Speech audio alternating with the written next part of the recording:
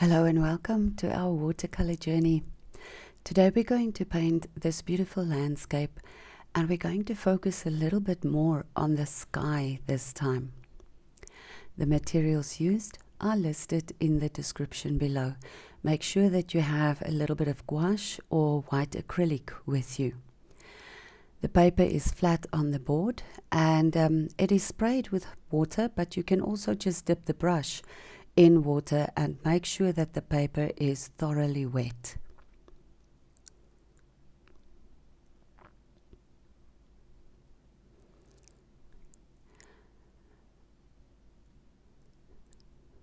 We're starting with a fairly large brush at the top with the Burnt Sienna and French Ultramarine mix to create the base of the sky, and then we use something different. We use Burnt Sienna in the sky for the red effect to create that nice warm sunset effect.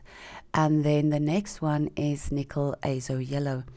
Now the core paints spread very quickly, and they can sometimes feel a little bit uncontrollable, but they create a lovely effect. So mix your colors on the paper, the French Ultramarine mix, the core nickel Azo Yellow, and the Burnt Sienna. Then we move down to the bottom of the page where we do most of it with the nickel Azo Yellow, and then add some Sap Green and a mixture of Sap Green and Sepia. And most of the times you will mix the paint on the paper because the background is really wet, so it creates beautiful effects on the paper. The Sap Green is a lovely vibrant green, and then if you add a little bit of the French Ultramarine and Burnt Sienna mix, which is the dark grey, then it gives you a good effect of shadows.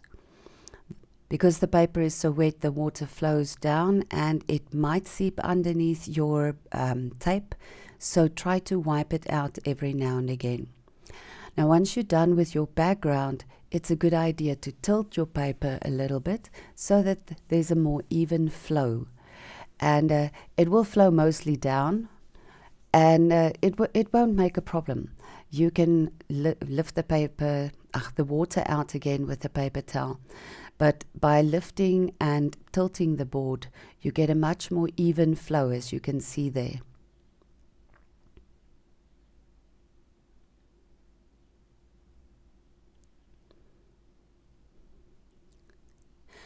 Let your background dry thoroughly.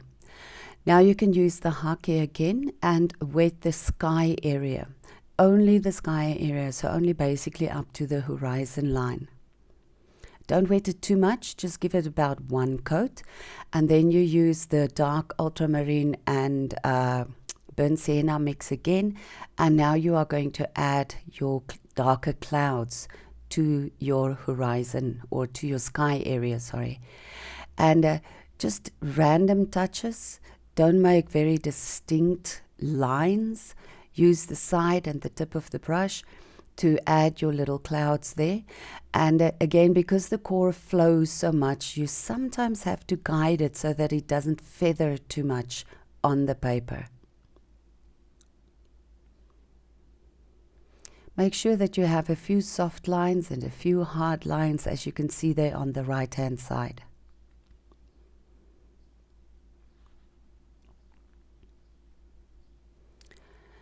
Then you can start adding your elements to the middle ground, and here we use Burnt Sienna, and you are going to use some of the greens and the yellow, so use the colors on your palette.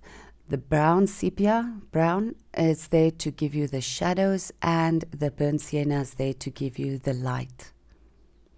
Add a few touches of the Sap Green. And because the brush is not cleaned every single time, the brush holds some of the previous color, and it makes for a beautiful different mix on the paper.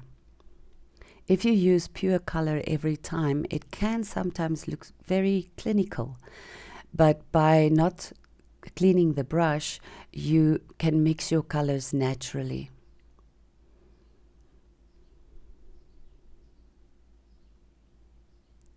You can see there where the paper is dry on the bottom side, it makes a hard line. Now if you want to, you can take the hard line out like we did here by adding another color to it, or you can leave it there and just carry on with the rest of your foreground. Here we used Sap Green to start with, and a larger brush, nice wet brush, to help you spread the paint more evenly. And at this time we make nice horizontal lines, very few vertical or diagonal, mostly horizontal lines, and then an outline of the little river or stream in the middle.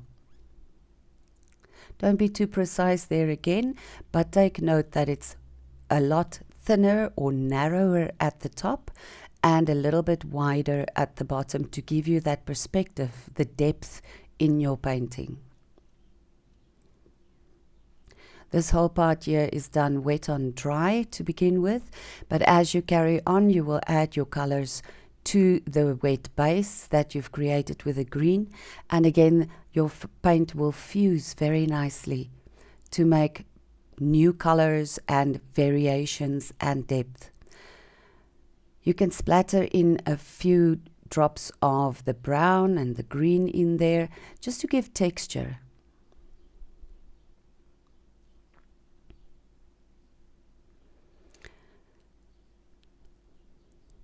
The blue helps to give you variation, and it also helps to give you a deeper, colder green.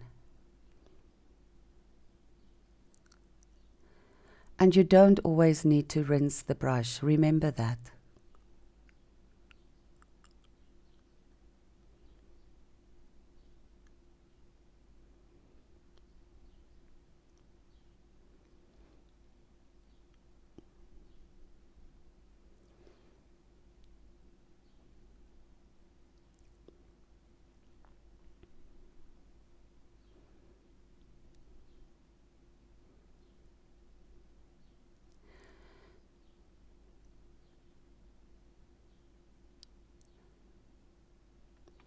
Most of these strokes are very random, just to help you to give the texture and to create some interest in the terrain.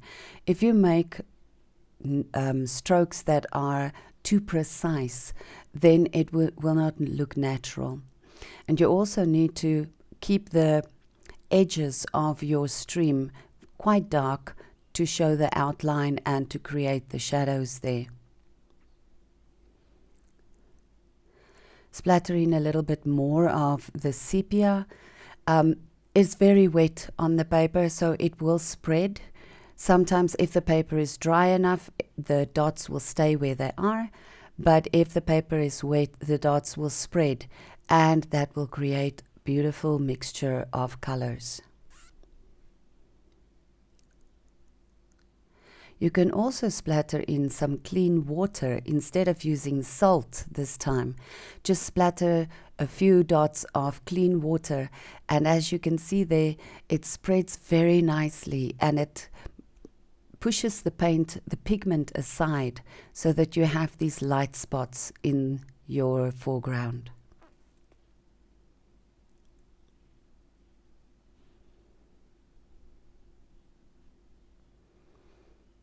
Let the painting dry again. Now it's dry and you are going to start adding your elements. Few grasses, you can use a thinner brush for that, and add a few grass stalks just to make it more interesting. And of course you can make your tree there at the back, and then make sure that you outline the edge of your little river.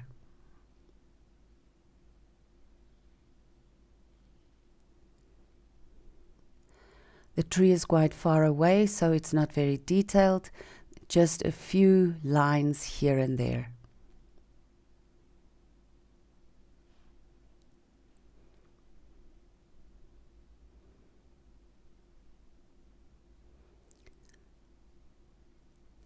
The painting is quite loose, so it's not necessary for you to be very precise, and definitely use your finger to fuse out some of the paint marks that you make, and you can also use extra water to spread out the paint to give you a lighter or a thinner line where you have started.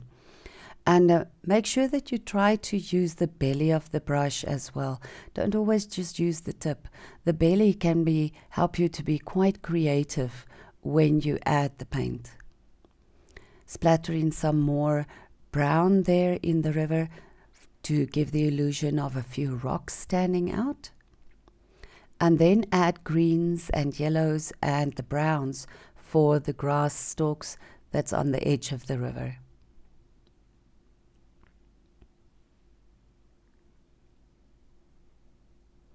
Don't be afraid to add more water and more colors. You are layering the grass fields there, so the yellow would bring a lot more light into it, and then the browns and the darker greens will give you the dark spectrum of your terrain. It's always good to play off the light and the warmth against the dark and the coolness. Now you can add a little bit of gouache. Now gouache is very nice to use. In this case, you can just splatter it in to create the little flowers that you want in your field. And what is interesting is that you can mix the gouache with any of your other colors to make your color a little bit more opaque, and then have different colors flowers in your field.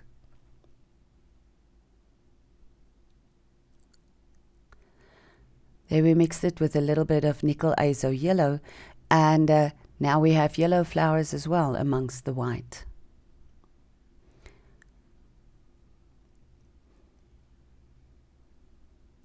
It gives it a soft, opaque, pastel kind of color. You can also use the same gouache to give a little bit more highlights in the river or next to the river, and just to help you to bring back light and contrast in your painting. For the little tree at the back, we use the Sap Green mixed with Sepia, and on the dark side, and then just Sap Green on the lighter side, and a little bit later on we are going to add a tiny bit of gouache to it as well.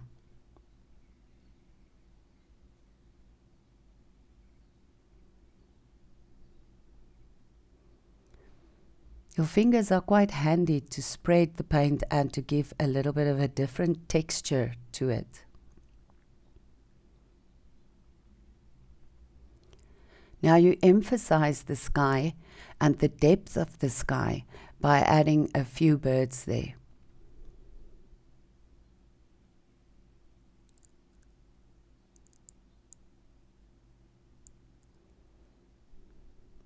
And here is where we add some light to the tree by adding a few dots of the gouache and the nickel Azo Yellow.